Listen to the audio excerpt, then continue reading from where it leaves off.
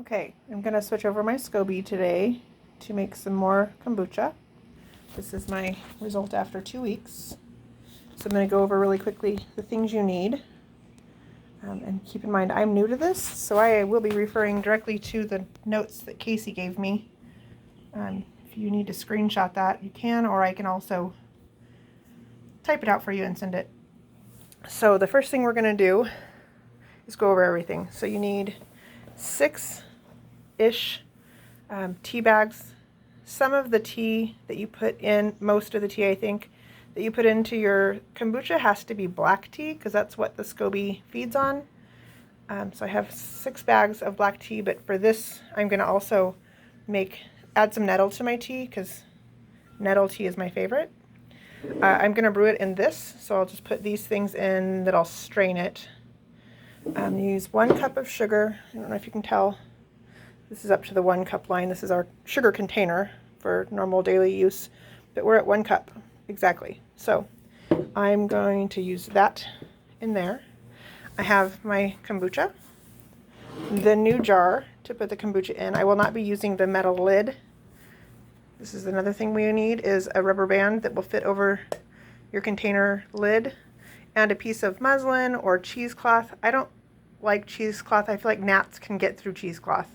So I use muslin for a lot of things. And then bottles with these kinds of lids. This will get acidic, so it will react to metal.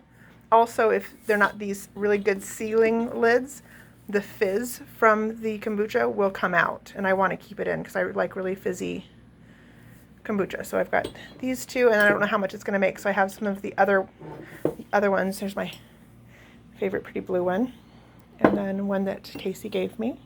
So through the magic of TV, I'm going to make some tea, and I'll be right back. Okay, we're back. My daughter is doing the videography for me. So this is a little warmer than room temperature because I need to be able to melt the sugar. So I'm going to pour it into my new empty jar. It's all been washed and cleaned. I'm going to pour it through a sieve because I've got that loose nettle in it.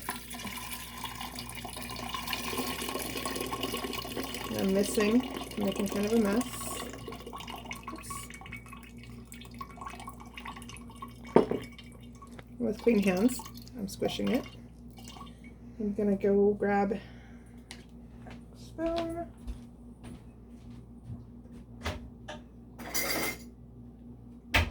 And while the tea is still warm, you're gonna take your cup of sugar and mix it in.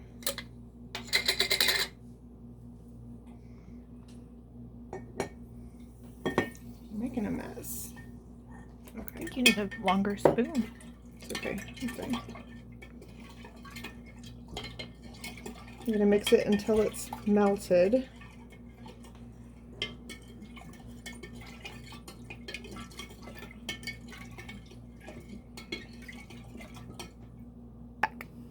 All right. Sorry, I had to clean up my mess.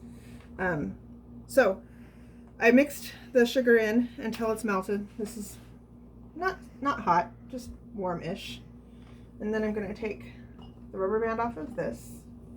We're going to listen to Beth yell in a second because she's going to be grossed out. All right, so I'm going to take about a cup of this. So I'm using a 1/2 cup here. And you're going to mix it in. This is the kombucha that's ready. And this is the one that's going to be processing next. And since it won't go all the way in, I'm going to get a little bit more just to make it about a cup.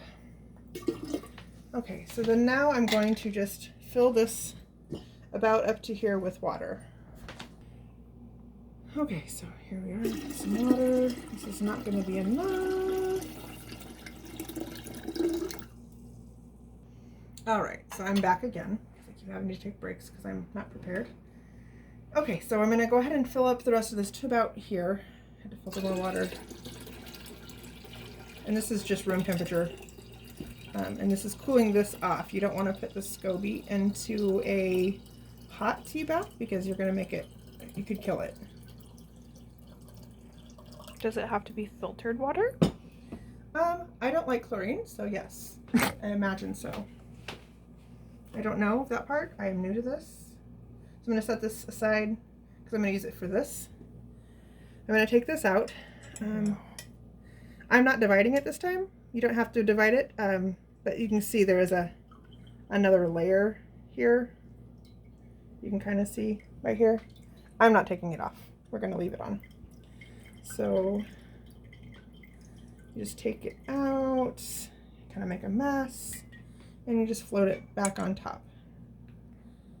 And then you take your piece of muslin, your rubber band.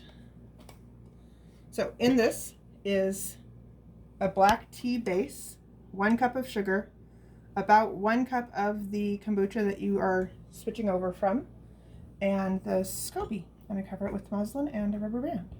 So I'm going to put this in a cool, dark place and let it sit for 2 weeks. So for this, there's stuff floating in this. That's normal. It's okay. This down here apparently is a little bit more bitter. This is just the stuff that SCOBY is, the yeast and sugars and whatnot. So It smells like vinegar. and it tastes delicious.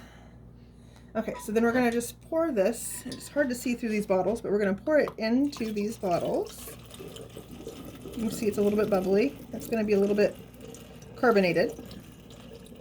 I'm not adding anything to this second ferment. This is going to ferment for 2 more weeks.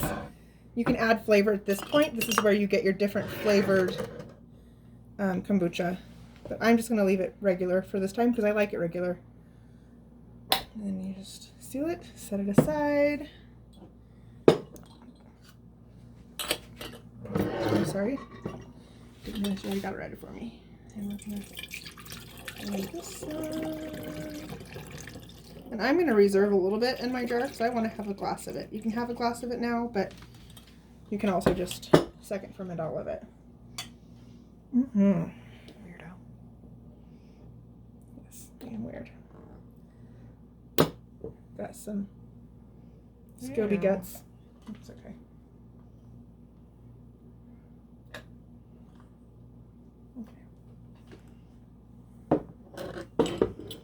You really don't want this bottle, do you? Okay, I'll use that. Jesus. So what is he doing? Huh? I said, what is you doing? Because I speak English.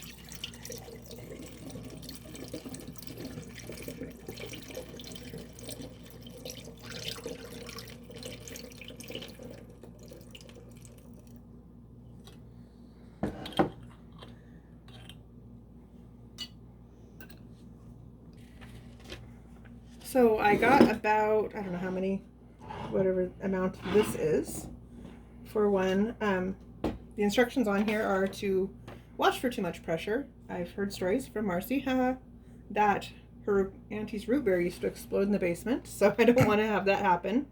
So I'll keep an eye on it. I am going to put this back in a cool, dark place for 2 more weeks for the second ferment. I'll update that later if 2 weeks isn't the right amount of time. And that's everything. So that's it. Thanks, guys. Bye.